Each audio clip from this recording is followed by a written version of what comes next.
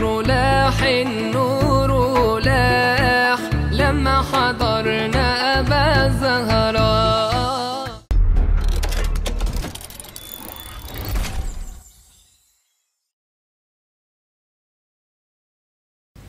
Bismillah, alhamdulillah, wassalatu wassalamu ala rasulillah wa mawalah man ba'dah amma ba'dah. Alhamdulillahi rabbil alamin. Allah subhanahu wa ta'ala memberikan kepada kita nikmat iman, nikmat Islam, nikmat sehat walafiat, nikmat bisa ada di majelis ilmu. Semoga kita semuanya diridhoi oleh Allah, dirahmati oleh Allah, seluruh keluarga diberikan kesehatan zahir dan batin. Amin Allahumma amin. Bismillahirrahmanirrahim. Qala al-muallif rahimahullah ta'ala wa nafa'ana bihi wa bi'ulumihi wa bi asrarihi fid dharain amin. Kitab Ta'limul Muta'allim. Kemarin kita membahas bahwa hal-hal yang membuat sulit rezeki adalah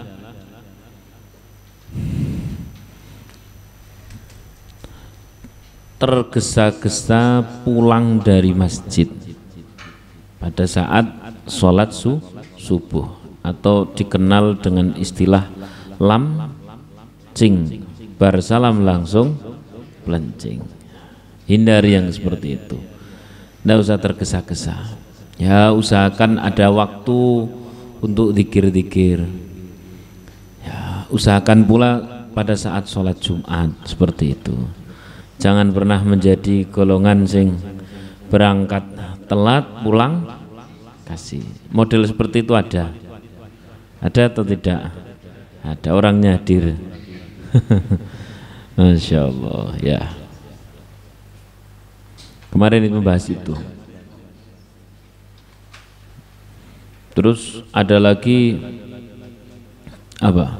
Wa tarkud du'a bil khair lil walidain, tidak mendoakan kebaikan untuk kedua orang tua, itu adalah mempersulit rezeki. Ini kita review dulu yang kemarin.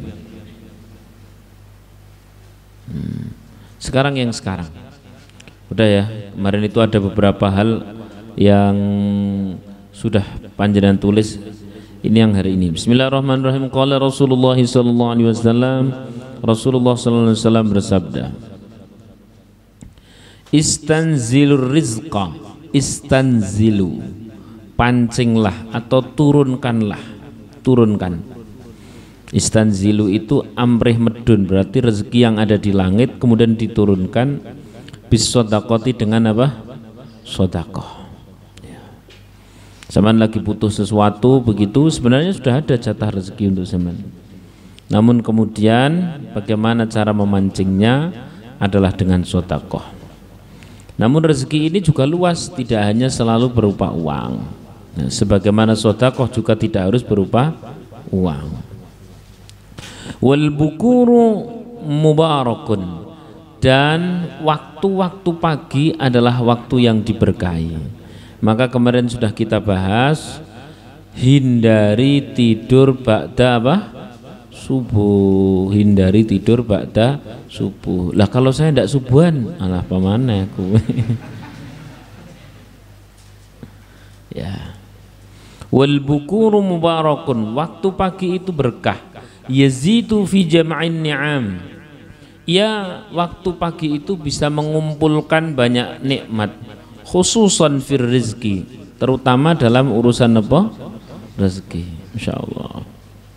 Maka saya walaupun pas lagi begadang umpamanya malam, tak usahakan tetap duduk untuk ngaji bersama santri, minimal untuk memastikan tidak tidur, karena nek tidur kan juru ngaji ini mandek. Gitu ya. Nek santri kadang ada yang tidur, wajar kan, ora pati mikir. Gitu ya. Mana nih kitab itu, wah itu sangat gurih untuk tidur, tapi resiko besar. Dulu itu ada anekdot, semestinya habbatus sauda, artinya apa? Jintan hitam ya. Syifa'un min kulli da', itu adalah obat dari segala penyakit. Karena ngantuk mestinya habbatus sauda, jinten hitam, itu habbah itu ketambahan titik tulno. Jadi hayatus sauda, hayatun itu artinya ulo. Berarti ulo ireng obat dari segala penyakit. Wah. Balik buka praktek, wah yo bahaya. Dah. Alhasil tapi tetap mending duduk di majelis ilmu walaupun ngantuk tetap mending. Tapi sing penting jangan terlalu frontal. Mosok pas wayah donga mari bersama-sama kita berdoa untuk hajat masing-masing. Hening semua. Ojo. Saya tetap memberikan apresiasi walaupun ngantuk tetap ngaji. Ya, walaupun ngantuk tetap ngaji, tetap memberi apresiasi. Setidaknya daripada benar-benar tidur. Dah wis. Apalagi itu di waktu napa? Pagi. Wa husnul khatti min mafatihir rizki. Memperbaiki, menulis yang baik itu bagian dari kunci-kunci rezeki. Nah, kunci-kunci apa? Rezeki. Sampai berpuisi seindah apapun, nyurati calon pasangan, bagus banget puisinya. Tapi tulisannya ki, ya Allah, iki ora kena diwaca, ya ndak jadi. Nah, husnul khatti min mafatihir rizki. Ini bagi santri. Tulisan yang bagus adalah salah satu kunci dari rezeki. Wa bastul wajhi, bastul wajhi, wajah yang ceria. Wajah yang apa? Ceria. Itu juga bagian dari penarik rezeki. Sampai dodol petutut. Itu iki wong dodol apa patung. Ya. Maka itu bagian dari pembuka rezeki. Dulu itu ada orang datang kepada seorang sufi. Dikira ketika dia datang kepada seorang sufi, yakni wakilah Abu Yazid Al-Bustami, datang kepada beliau. Abu Yazid Al-Bustami seorang anak muda yang dia itu kesulitan rezeki dan belum punya jodoh, minta diberikan ijazah. Apalah tuh ngopo pen sekali ngelihat cewek, cewek akan khilaf melihat orang tadi, atau tuh ngopo lah pokoknya. Singkat cerita, begitu dianalisa sama Syekh Abu Yazid Al-Bustami, padahal beliau seorang sufi, ternyata beliau tidak memberikan ijazah istighfar, tidak memberikan ijazah sholawat, tidak memberikan ijazah bernama baca Quran atau apa, indah. Nah, malah uniknya beliau mengijazahkan untuk bastul wajhi, wajah yang ceria. Wajah yang apa? Ceria, menyenangkan. Tapi hatiku sedih. Fastur fi qalbik, simpan dalam hatimu. Ojo mbok ketok-ketok sedih, apalagi sampai buat update status. Urip kok njarem ngene ya. Ki opo ngono. Update status terbaik adalah alhamdulillah. Apalagi kalau sudah berkeluarga, ndak usah sing aneh-aneh. Isu-isu kok ono emoji nangis gitu, padahal nganten anyar. Ini mantan-mantan gembruduk kan. Ada hal yang tidak baik ini. Ada yang harus kita selesaikan ini. Asosiasi langsung bergerak. Ya gitu. Maka Mas Mbak, siapapun sampean, bastul wajhi, wajah yang ceria. Keceriaan wajah ini kalau dulu itu selalu offline karena memang belum ada online. Lah sekarang harus ada keceriaan wajah dalam kondisi online. Wa amma bi ni'mati rabbika fahaddis, dan terhadap nikmat Allah fahaddis, nampakkan, ai fadhhir, nampakkan. Alhamdulillahirabbil alamin. Itu. Ya.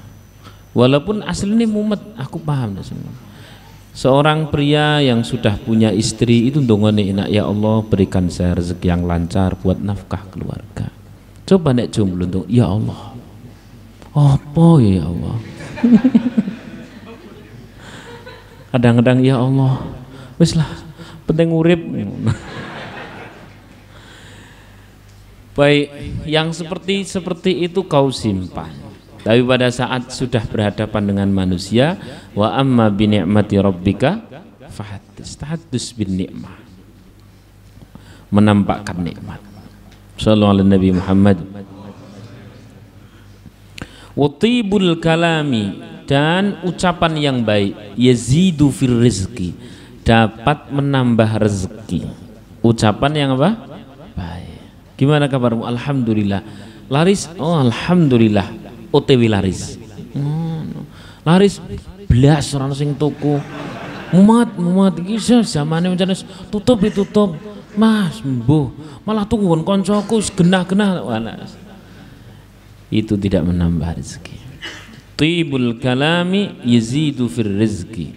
Perkataan yang baik bisa menambah apa? Rezeki. Pelan-pelan kita ngaji. Wa an Hasan bin Ali radhiyallahu taala anhuma, diriwayatkan dari Sayyidina Hasan dari Sayyidina Ali radhiyallahu anhuma, semoga Allah meridai keduanya. Kansul fina'i wa ghuslul ina'i mujlibatun lil ghina, ya. Menyapu halaman, wa ghuslul ina'i, membasuh pakaian. Ina itu bisa artinya pakaian, bisa artinya wadah, ya, wadah. Mujlibatun lil ghina, itu bisa menarik kekayaan. Kayaknya perkara-perkara yang ada di dalam taklimul mutaklim rapatio nyambung, tapi yo sambung-sambung ke yo. Ini bukan cocokologi, karena memang ada teksnya, kemudian kita cari pendekatan kenyataannya. Misalkan Mbak sampean, ya, satu ketika sampean di rumah atau di kontrakan dan sebagainya, kemudian akan lewat di situ calon mertua atau terindikasi calon mertua. Lah halaman rumah sama lu, masya Allah kotor, wonge ayu kemproh. Situ tipek mantu ndak? Ndak jadi.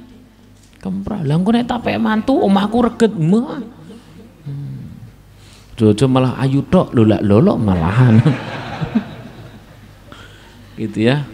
Apalagi yang perempuan, ya Mbak yang tanggap gitu. Walaupun sekedar sampean itu mertamu. Tapi kalau masih gadis, masih seumuran sampean gitu, mertamu di tempat siapa gitu, yang tanggap lah. Nggak ada sih yang nyuruh kemudian setelah makan dicuci piringnya, tapi mencuci piring itu akan terkenang oleh beberapa orang. Minimal terus ngone ana wong golek jodoh sing iki tetap. Nitene. Piring saja dijaga, apa ada lagi hatimu, Mas? Dipas-paske nek kuwi. Insyaallah. Ya. Ghuslul ina, kansul fina, ghuslul ina, mujlibatun lil ghina. Wis. Menyapu lantai atau membersihkan rumah lah pada umumnya. Terus kemudian ghuslul ina adalah membersihkan wadah atau pakaian atau apapun itu dapat menarik kekayaan atau rezeki. Wa aqwal asbabil jalibatil muhassilati, wa aqwal asbabi, sedangkan perkara yang paling kuat al jalibati, yang dapat menarik, al muhassalati, yang dapat menghasilkan, ya, rizki, rezeki adalah iqamatus sholat, mendirikan sholat, bita'zim, dengan mengagungkan Allah, wal khusyuk, dan dengan khusyuk. Memang tidak mudah, Mas, yang namanya khusyuk. Itu marketing itu biasanya ide-ide penjualan tuh metu pas sholat. Allahu Akbar. Engko aku ngomongin ini. Betul. Pas ora sholat ora ketemu. Pas sholat itu, kalau desainer tuh pas sholat Allahu Akbar. Nek warna biru ora pas kowe. Bisa kok seperti itu. Maka Mas, di sini didahulukan kata ta'zim daripada khusyuk lil hikmah, karena ada hikmah. Ta'zim dulu kepada Allah. Orang, yuk bareng-bareng kita mikir, yuk bersama-sama kita tafakur. Takbiratul ihram bunyinya bagaimana? Allahu Akbar. Artinya Allah Maha Besar. Berarti yang selain Allah apa? Kecil. Walaupun kau nilai urusan jodoh itu besar, tapi kalau sudah Allahu Akbar maka urusan jodoh menjadi kecil. Walaupun kau nilai yang namanya engkau sedang ditekan oleh seseorang karena satu urusan utang lah, karena satu urusan meja hijau lah dan sebagainya, tapi kalau sudah masuk Allahu Akbar, Allah Maha Besar, maka yang lain menjadi kecil. Bawa itu terus ke dalam sholat, bahwa jangankan kita merekayasa macam-macam. Allahu Akbar, Allah Maha Besar dengan segala rencana baiknya. Allahu Akbar, besok mati saja kita bisa. Maka tidak usah mengkhawatiri macam-macam. Allahu Akbar, Allah Maha Besar dengan segala kekuasaan dan kemungkinannya. Maka orang yang takdim, benar-benar mengagungkan Allah di dalam sholat, khusyuknya lebih mudah. Sallallahu alaihi Nabi Muhammad. Khusyuknya lebih mudah. Dan bahkan bukan hanya takbiratul ihram, setiap takbir intikal itu takbir pergantian rukun. Selain i'tidal itu semuanya ya Allahu Akbar. Hanya sami Allahu liman hamidah itu cuma satu. Selain itu Allahu Akbar. Apa fungsinya? Pada saat kita pas mikir macam-macam, misalkan mikir desain, Allahu Akbar, desain urusan cilik. Yang Maha Besar Allah. Allahu Akbar, yang lain jadi kecil. Ketika antara sujud juga takbirnya Allahu Akbar. Tidak ada orang yang mau sholat takbiratul ihram kok jadi subhanallah orang. Tidak ada. Dari awal adalah Allahu Akbar.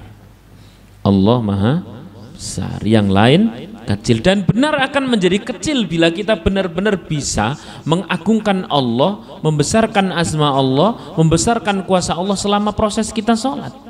Maka banyak sekali kisah-kisah, kejadian-kejadian nyata seorang yang sebelum dia sholat itu ada perkara berat di dalam kantornya. Begitu sholat duhur, Allahu Akbar, Allah Maha Besar, pas pulang gitu nang dalan karo balik ning masjid. Loh, itu kan urusan simpel toh, kenapa tidak begini saja? Tadi kok enggak kepikiran? Ya memang kita disuruh menghadapkan diri kepada yang Maha Besar, agar selain yang Maha Besar itu menjadi kecil, dan benar akan menjadi kecil setelah kita membesarkan Allah Subhanahu wa Ta'ala. Coba Mas, Mbak, dicobalah menunggu. Misalkan sampean yo dipanggil sama calon mertua,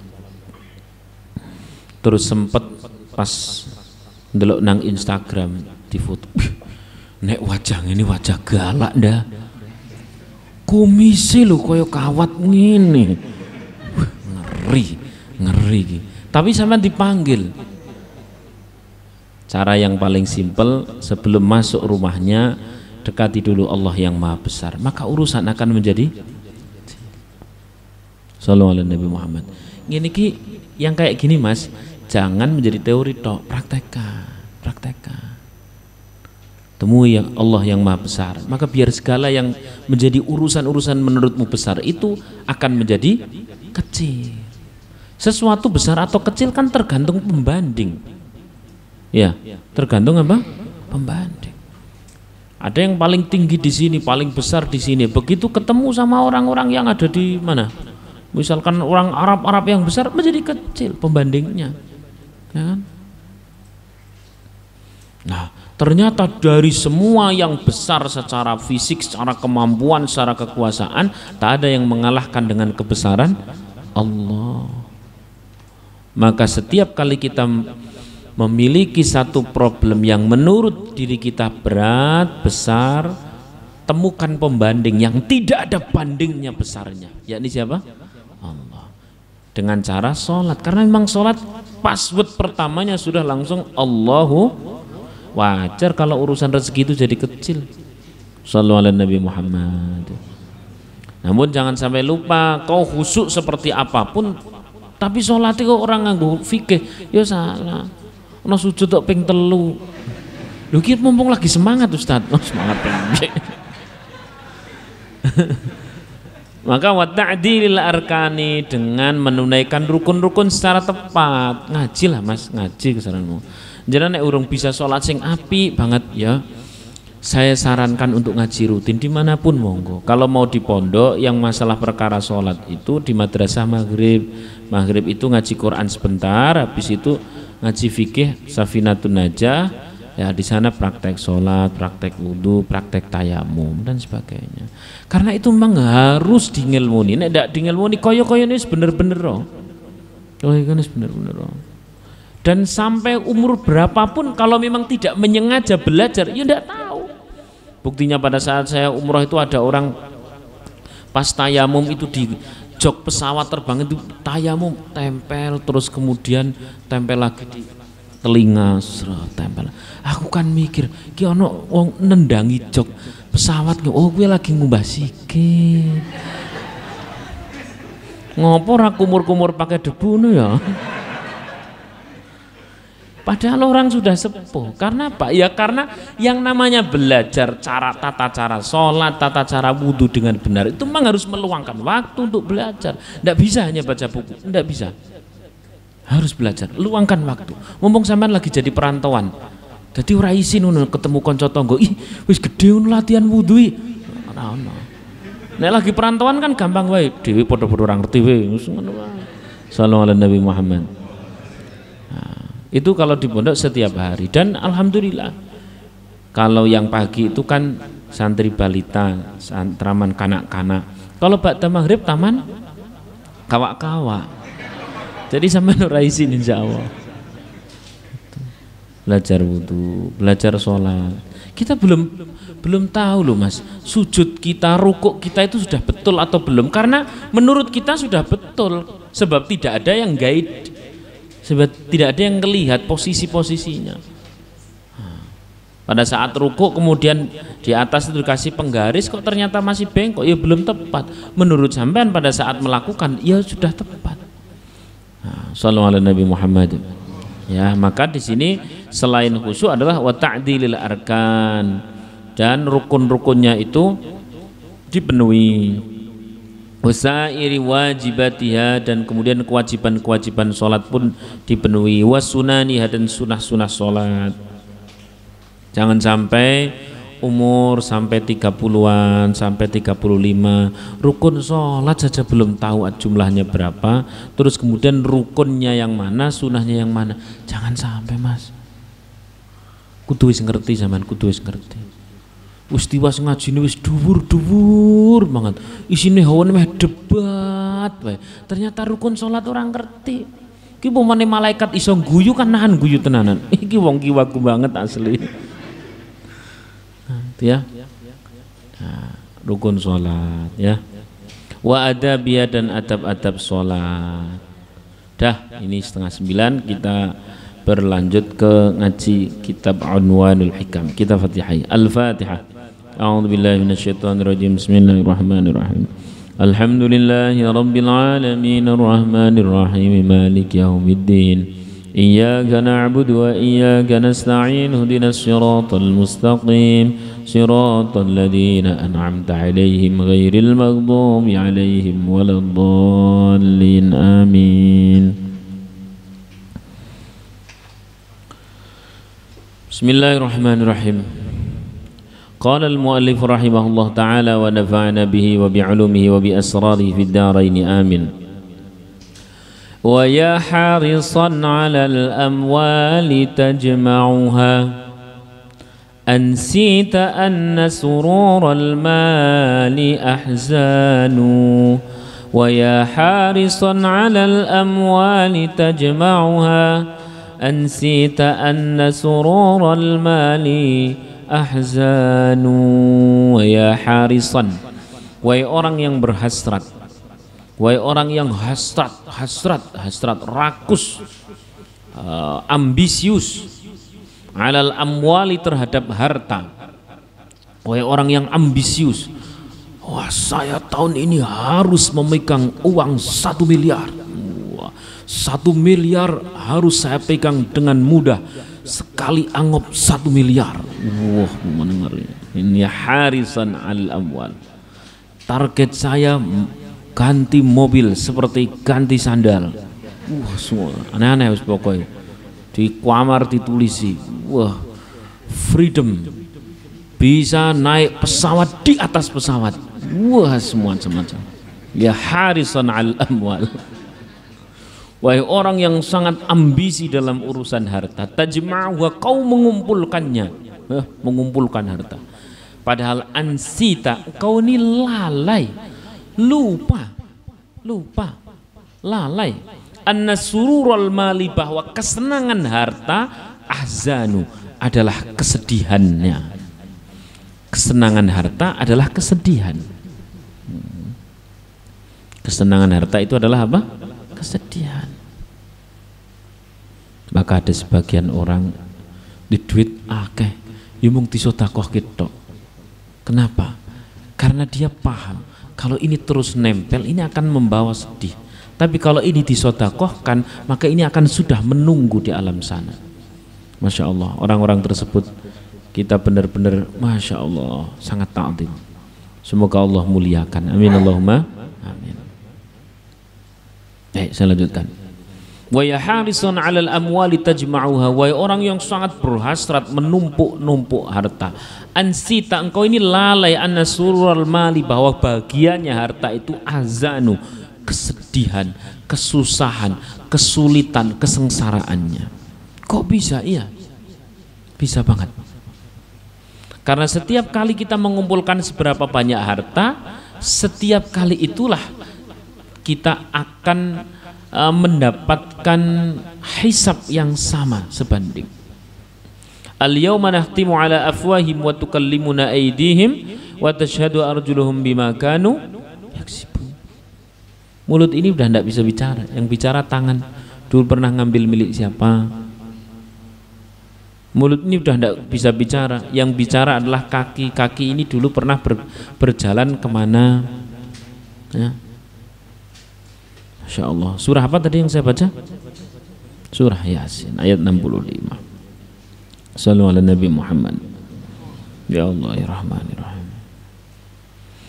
Maka ada beberapa kesusahan dalam masalah harta disebutkan oleh dalam kitab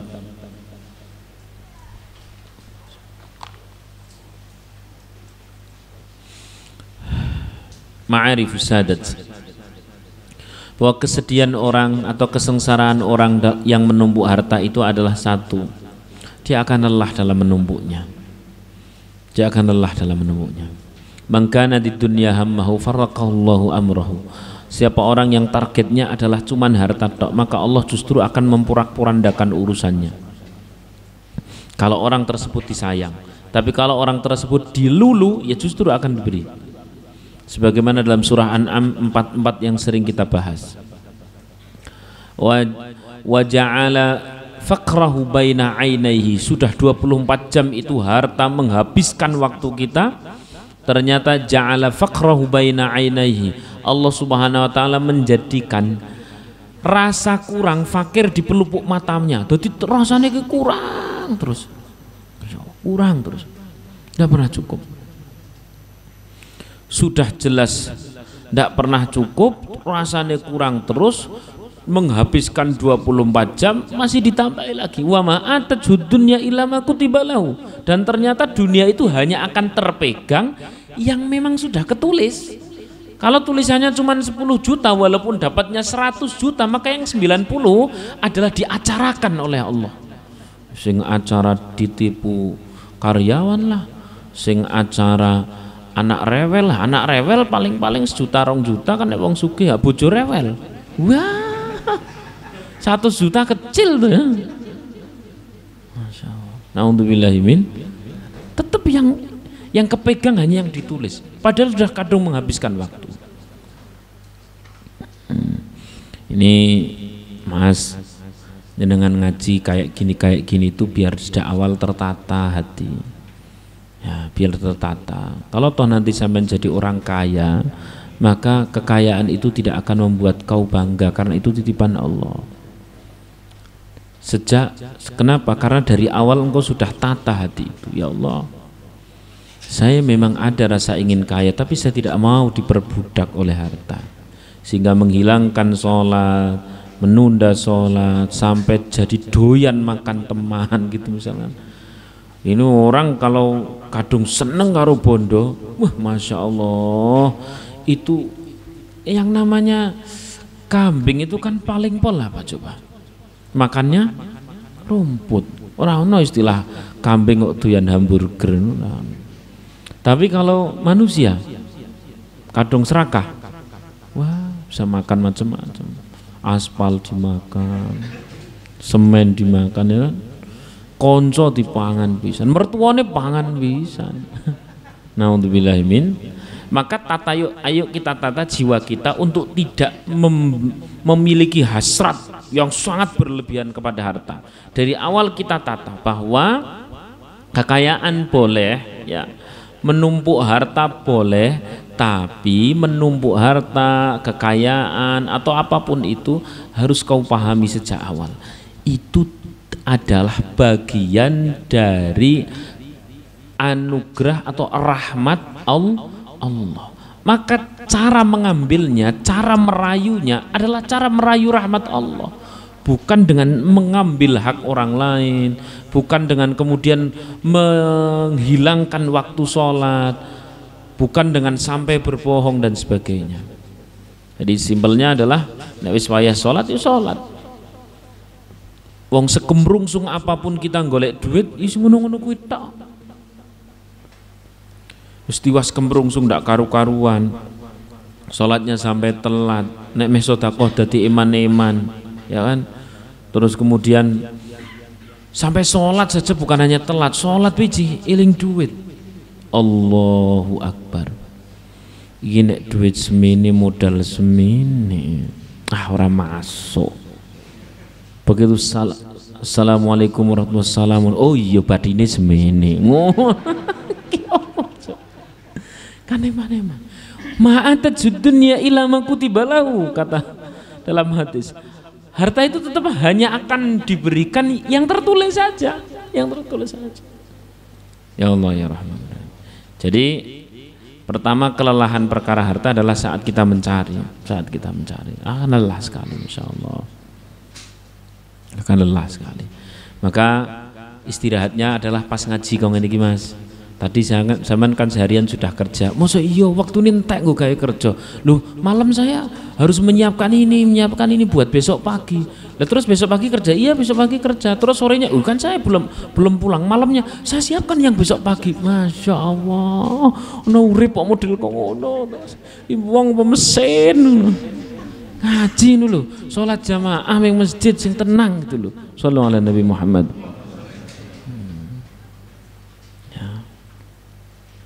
Ya Allah ya Rahman ya Rahim. Itu pada saat mencarinya. Allah berkata kepada dunia, ya dunia, hai dunia, ukhdumi man khadamani, kau layani orang yang melayaniku. Kata Allah kepada dunia, kau layani orang yang melayaniku. Maka orang-orang yang benar-benar ibadah kepada Allah Subhanahu wa taala pilihannya dua. Kalau dia tidak dibikin kaya hati, maka dia dibikin kaya hati dan kaya harta. Minimal kaya hati. Ada orang yang masya Allah paling jualan tape, ya, jualan tape. Hari gini ya jualan tape sing tuku ya sapa? Pakai panggul, terus kemudian nang masjid layeh-layeh karo dikir Allah. Pak, sadeno Pak, tape lah pajengno tenan nggih pun alhamdulillah. Telaten. Lah mungkin nek mboten pajeng piro nggih? Kula mamgi Mbak. Nyantene ra karuan. Balik ya balik. Kadang-kadang kok ngono kuwi anake ya kuliah, ya mondok, ya ono sing hafal Quran. Masya Allah. Bandingkan dengan misalkan para pembisnis yang belas ora tau eling, kemudian para pejabat yang belas ora tau eling. Masya Allah urip kok kemprungsung. Sing saiki nggo gawe engko, sing nggo gawe besok pagi sing wah ya Allah muter terus. Apalagi yang habis di jalan. Wah ya Allah, tuwa nang dalan. Oleh karena itu luangkan tetap ngaji Mas, luangkan belajar fikih, luangkan tetap benahi bacaan Quran, luangkan tetap ada pertemuan ngaji seperti ini. Nanti sebentar lagi kitab Ta'limul Muta'alim hatam, kita luangkan untuk hataman, makan-makan lagi. Terus habis itu update status, mosok kerja terus karo dinikmati tuh yo.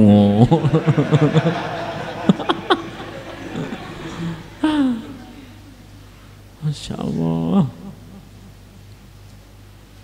Tadi pagi kita ngaji ya di dalam kitab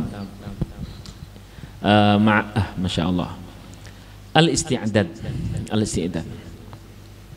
Talabtur rahah, aku mencari rohah itu artinya apa? Freedom, kebebasan. Rohah itu artinya adalah kesuksesan. Rohah itu artinya adalah nyantai. Wis pokoknya pokoknya mau apa saja wis bebas. Talabtur rohah, aku mencari rohah itu arti aslinya adalah istirahat. Arti aslinya adalah relax, istirahat. Tapi talabtur rohah fi talabil mal, di dalam mencari harta. Tapi fawajadtu, justru aku menemukan ar-rohah, santai, freedom, nyantai, lego, punya waktu, bukan pada harta, tapi fil qanaah, ada di dalam apa? Qanaah. Yes. Itu ngaji tadi pagi. Maka ada kisah, ini kisah benar nyata. Kala itu di masjid begitu ya, di masjid sekitar waktu-waktu duha lah. Waktu duha jam berapa? Ya antara jam 9 jam 10. Cah-cah masjid lagi donderes. Ya, cah masjid donderes. Tiba-tiba ada orang dengan wajah yang sangat perlente pakai mobil berhenti di depan masjid, seret, terus kemudian ke kamar mandi. Habis kamar mandi ngelihat anak-anak muda pada duduk nyantai, leyeh-leyeh, mas kesayaan deres mungkin ya, leyeh-leyeh. Wih mas, ya ini ngopo? Santai-santai pak. Canom ya ini santai-santai. Canom itu harus yang sigap, kerja sing tenanan, bangun bisnis ini dan sebagainya. Canom ngomong ini. Lah terus nek pun kados niku pripun Pak? Ya nanti kita bisa kecukupan. Nek pun kecukupan, kalau sudah kecukupan nanti kita bisa santai. Lah aku ora ngomong santai Pak.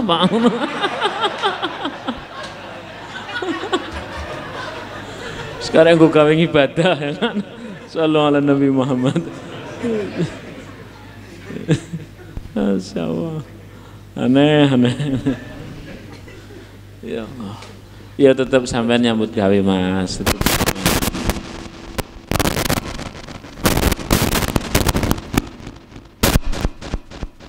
Cik dah cukup mas. Dah.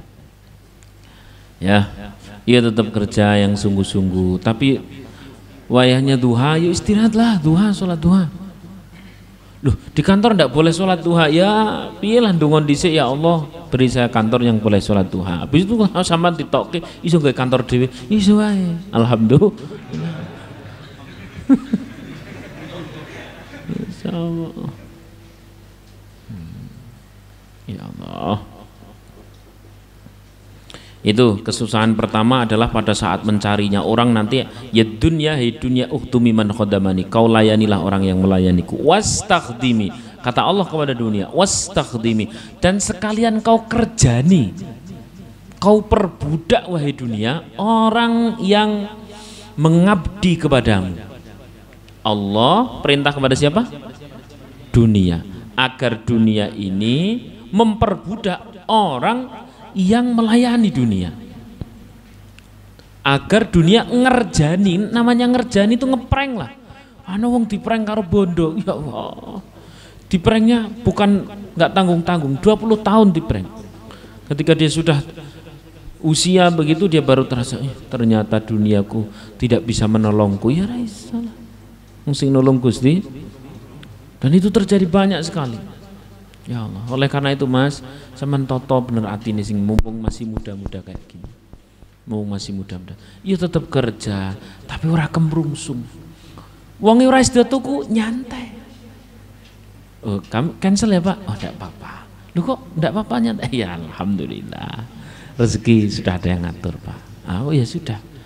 Tapi beneran enggak apa-apa. Oh enggak apa-apa, enggak apa-apa. Ono wong kok ngene ya, masyaallah. Kenapa kok bisa seperti itu?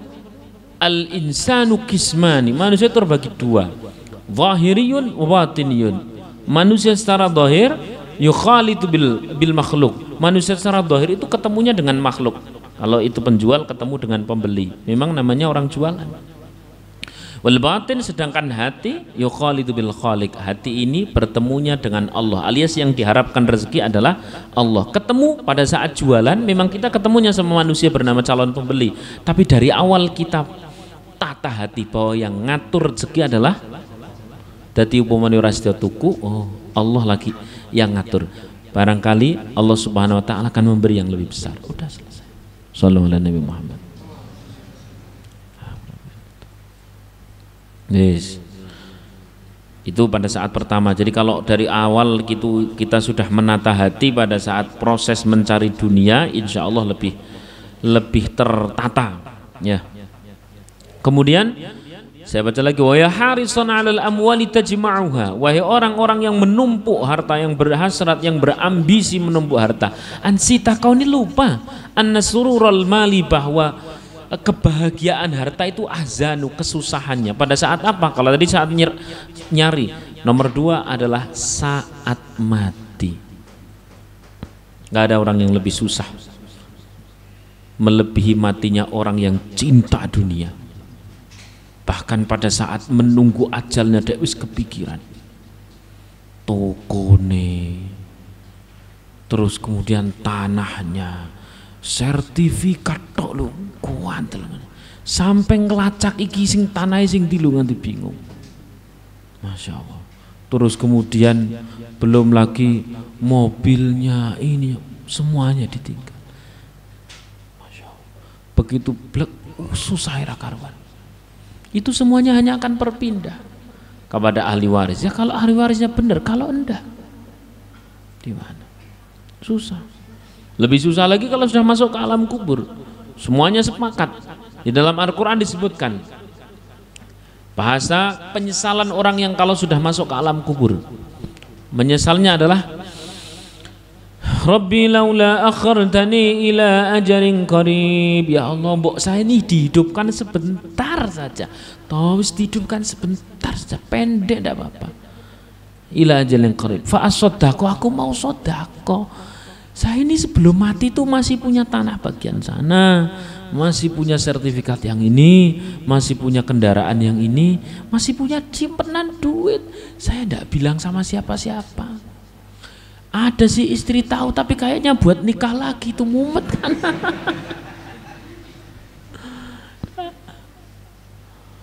Oleh karena itu susah yang nomor dua adalah saat pisah. Saat pisah, Masya Allah bisa. Susah. Lalu idealnya bagaimana? Idealnya adalah innal aktsarina, sesungguhnya orang yang banyak harta, humul aqallun, adalah orang-orang yang miskin. Orang-orang yang kaya di dunia adalah orang-orang yang miskin di akhirat, yaumul qiyamah. Illa, kecuali mangqala kada wa kada wa kada, kecuali orang yang begini dan begini, kata Rasulullah. Maksudnya apa? Adalah orang yang dia sebelum matinya telah memindahkan asetnya ke rumah barunya. Kalau kita misalkan pindahan dari rumah yang ada di Semarang, rumah baru ada di Solo misalkan, ini kira-kira tiba-tiba orangnya pindah atau memastikan kasur apa-apa sudah sampai sana dulu? Barang dulu kan, begitu barang sudah sampai sana baru orangnya pindahan. Demikian pula kita semuanya akan pindah ke alam kubur. Kita semuanya akan pindah ke alam akhirat. Jangan sampai kita menjadi orang yang punya ketika di dunia tapi tidak punya apa-apa ketika di alam akhirat. Kenapa? Belum sempat kita pindahkan ke sana. Pindahkan. Maka yang paling ideal kita lihat para sahabat Nabi, pada saat mudanya adalah orang-orang kaya, tapi pada saat sudah nyaris meninggalnya, Rasulullah sendiri kan seperti itu. Pada saat sudah umur sepuhnya Rasulullah itu sudah habis. Bukan habis sih, sudah dipindah ke sana. Sallallahu alaihi Nabi Muhammad. Yes, yang ideal seperti itu, biar tidak terlalu susah nanti pada saat pisah. Belum lagi kesusahan berikutnya yang nomor 3 adalah saat dihisab. Ini yang paling ngeri, paling ngeri. Ada anekdot, cerita yang namanya juga anekdot ya. Di zaman dulu itu ada orang kaya raya luar biasa, tapi tidak punya ahli waris. Karena tidak punya ahli waris, dia pasang pengumuman, sayembara, siapa yang ingin mewarisi hartaku, rumah banyak, kendaraan banyak, kebun banyak, tanah banyak, bahan makanan banyak, wah pokoknya duit juga banyak, siapa yang akan menjadi ahli warisku, aku minta satu permohonan. Wah, gembruduk. Apa itu permohonannya? Ketika aku mati, tolong masuk pula ke alam kuburku. Wis piye carane kuno pen tetep ijik urip kowe. Karena ada orang wis capek miskin. Yos, saya Pak, saya sudah capek menjadi orang miskin. Balung nek balung kiri kaya aku. Kurang lebih seperti ini. Saya sudah capek. Datang ini kemudian orang yang miskin ini, dia siap untuk menemani orang kaya nanti ketika mati ke alam kubur. Benar, begitu mati langsung ini dalam rangka untuk mendapatkan warisannya, ini orang yang miskin ini masuk ke alam kubur. Mbuh tipe caranya dibolong gitu biar bisa buat bernafas, terus kemudian kasih kode-kode atau piye. Biar kan ono HP, ono HP kan situasi aman bos. So, ternyata ini anekdot mas, anekdot. Ternyata yang didatangi oleh malaikat itu bukan orang yang mati, orang kaya terlebih dahulu, tapi ini orang miskin ini. Sopo kowe? Ya saya orang nemenin. Ngomongin, nemenin. Apa profesimu? Tukang mencari kayu bakar. Nyarinya di mana? Ya di hutan. Hutannya siapa? Ya itu ndak bertuan. Kata siapa ndak bertuan? Pakai apa? Kampak. Kampaknya dari mana? Ya dulu saya beli. Uangnya dari mana? Itu kampak. Bagian besinya dari mana? Bagian kayunya dari mana? Itu ngasahnya pakai apa? Wah, ternyata untuk satu pertanyaan, dia tuh punyanya aset cuman kampak toh. Tapi untuk satu aset bernama kapak, ya, sebiji kapak itu takoni orang rampung-rampung, ndak selesai-selesai. Akhirnya dia keluar dari, wah, mau aku. Siapa sana yang mau menjadi orang kaya? Siapa yang mau mewarisi harta mereka? Harta dia orang kaya. Saya ndak mau. Lu kenapa ndak mau? Kaya ngopo nek dadi wong sugih? Saya cuman punya satu kampak saja, ditanya dihisap ndak selesai-selesai. Lalu bagaimana dengan orang kaya itu? Wah, rampung. Aku nangis seperti itu, Mas. Insyaallah. Oleh karena itu, kesusahan yang nomor 3 saat dihisap. Yang pertama saat mencari itu kemerungsung banget orang yang memiliki ambisius harta. Yang nomor 2 saat berpisah, iman. Coba jenengan bayangkan, idealnya kan kalau orang mati kan pegang tasbih tuh. Terus karo subhanallah. Kan tetap ada sing ngene nih. Duitku.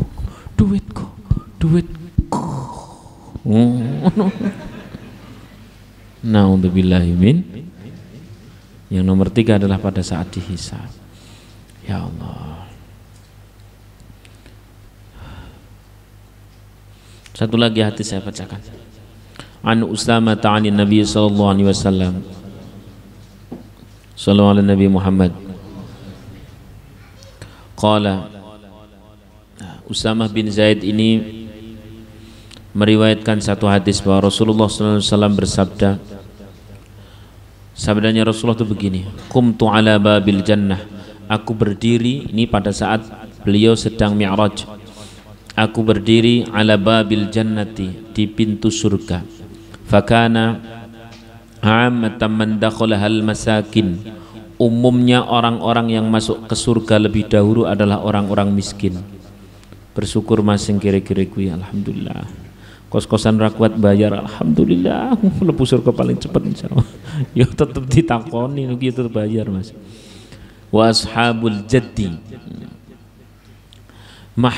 mahbusuna, dan para pemilik harta itu masih tertahan karena hartanya. Ya, Orang miskin karena tidak banyak ya kaya ginilah Mas, logika sing paling simpel, sampean masuk ke imigrasi gitu ya. Pernah kan naik pesawat? Nah ya, naik pesawat. Oh belum? Masya Allah. Semoga-moga cepat umroh lah Mas. Pada saat kita ke imigrasi begitu ya, bandara gitu, satu barang kan diteliti satu persatu. Semakin banyak barang semakin lama, dan semakin ada barang yang mencurigakan lebih lama. Kalau di kantor imigrasi itu yang mencurigakan adalah seperti air, seperti serbuk dan sebagainya. Kalau di akhirat adalah yang bukan hak kita Mas. Masya Allah. Maka wajar dulu Sayyidina Abu Bakar, ya, Sayyidina Abu Bakar radhiyallahu anhu, itu kan orang yang beliau ini masa hidupnya sudah dijamin masuk surga, betul. Bayangkan Mas, andekan yang dijamin masuk surga sampean karo Kanjeng Nabi, kira-kira gaya apa GR? Gaya apa GR? Jelas masuk surga lah ya, gaya apa GR? Saya kira ndak gaya Mas, nggak GR, kemelintin Pak. Sayyidina Abu Bakar yang sudah jelas menjadi al-mubasyarah bil jannah, diberikan kabar gembira pasti masuk surga. Itu pun satu ketika beliau malam-malam pulang makan, ada makanan langsung dimakan. Kaget itu pembantunya, loh ini bos saya Sayyid Abu Bakar makan kok sedemikian lahap. Kaget ini pembantunya. Selesai makan ditanya, ya Sayyidi, wahai tuanku, kau ini jarang-jarang kau makan sedemikian lahap langsung seperti itu. Iya, ghalabanil ju', saya ini sangat lapar. Loh kenapa toh? Ini memang kenapa? Kemudian pembantunya cerita, ini itu biasanya kan kau tanya ini makanan dari mana, tapi kok kali ini kok langsung kau makan. Iya, saya memang benar-benar lapar. Memang dari mana makanan ini? Cerita ini pembantunya, makanan ini saya dapatkan dari seorang teman, yang teman itu adalah teman saya dulu sebelum datangnya Islam, teman jahiliyah. Dulu pernah saya ruqyah dengan ruqyah yang mengandung sihir, karena kita masih sama-sama jahiliyah belum datangnya Islam. Kemudian saya masuk Islam dan dia masih dalam kondisi yang dulu. Lah dulu dia tidak punya apa-apa, dia mumpung lagi punya apa-apa, memberikanlah bahan makanan, saya masak jadi masakan itu. Seketika Sayyidina Abu Bakar itu langsung memasukkan kelima jarinya masuk ke dalam mulut untuk berusaha mengeluarkan makanan yang sudah kadung masuk. 5 jari. Ini yang gelihat saja kondisi seperti itu. Wah, wedi toh. Ya Allah, dimasukkan. Dan berusaha sampailah kemudian muntah. Setelah muntah beliau mengatakan demikian sama pembantunya, kau ini mau mencelakaiku. Aku tidak mau ada sebiji gantum pun yang bukan hakku masuk ke dalam perutku, karena itu hanya akan menerakakan. Masya Allah. Sallallahu alaihi Nabi Muhammad. Ya Allah. Oleh karena itu ya Mas ya, silahkan. Sing paling enak sih tidak usah terlalu kembrungsung masalah harta, nyambut gawe gitu saja. Ya semuanya sih pingin kaya. Ya sing penting itu halal. Banyak tidak apa-apa. Alhamdulillah. Nah, sebagai kisah penutup adalah kisah orang yang datang kepada Imam Syafi'i radhiyallahu anhu. Tapi kemarin sudah saya ceritakan ya Imam Syafi'i ya. Udah tuh, sing tercampur 5 dinar ndak cukup, 4 dinar ndak cukup, justru cukupnya cuman kenapa? Karena kalau banyak tapi tercampur dengan yang haram malah kebuang semua. Sudah kan, sudah saya ceritakan. Ini diingat-ingat bahwa seperti air seperti ini Mas, ini kalau bersih semua ya bisa diminum, tapi tambahi saja 1 sendok, nambahi Mas, bukan ngurangi. 1 sendok harusnya kan lebih banyak, lebih menyenangkan, tapi itu 1 sendok air kencing, kira-kira dibuang semua enggak? Dibuang semua. Kita punya harta kita yang milik kita halal, bisa kita makan cukup, menyehatkan dan sebagainya, tapi ditambahi yang haram maka kebuang semuanya, nanti nggak kepakai semuanya. Na'udzubillahi min dzalik. Oleh karena itu jangan yang penting kaya Mas, walau kaya itu penting tapi jangan yang penting kaya. Duit juga penting tapi jangan yang penting duit. Masya Allah.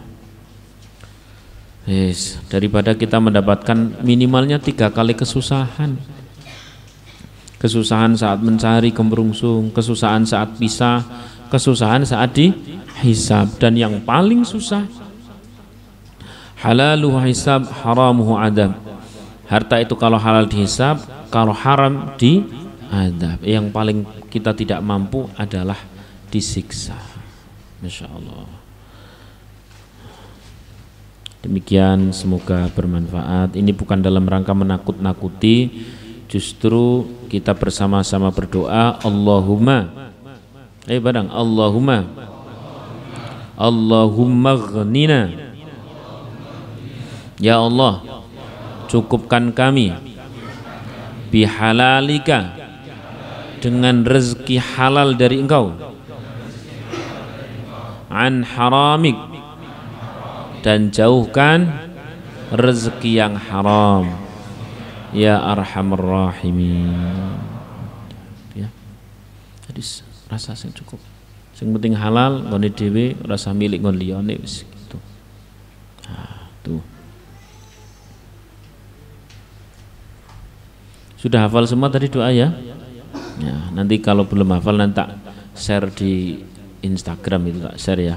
Allahumma ghnina bihalalika an haramik, Allahumma ghnina bihalalika an haramik, Allahumma ghnina bihalalika an haramik, Allahumma ghnina bihalalika an haramik. Ya. Bismillahirrahmanirrahim. Arba'in fi fadailis sadaqah. An Nabi Hurairah radhiyallahu an, ini semuanya cuma baca padanya aja, tidak usah terlalu diterangkan. An Abi Hurairah radhiyallahu an, diriwayatkan dari Sayyidina Abu Hurairah radhiyallahu an, an Nabi sallallahu alaihi wasallam, bahwasanya Rasulullah sallallahu alaihi wasallam bersabda, ma min yaumin, tidak ada satupun hari, yusbihul ibadu, di pagi-paginya atau di subuhnya seorang hamba, fihi, di sana, illa malakani, kecuali dihadiri di rumah hamba tersebut malakani, 2 malaikat, yang zilani, yang kedua malaikat turun dari langit. Fayaqulu ahaduhuma, malaikat yang pertama itu berkata, Allahumma a'ti munfiqan khalafan, ya Allah Engkau berikan kepada orang yang infak, yang sedekah pada pagi ini, khalafan, ganti yang baik. Logika manusia, kau kasih kepada temen, misalkan kalau transaksi manusiawi ya, kau gratisi temen ayam goreng, satu ketika kau akan digratisi apa kira-kira? Bebek goreng. Nek wonge loman, nek konco sing rotok kiri apa? Tempe goreng garek separuh. Itu kalau logika manusia.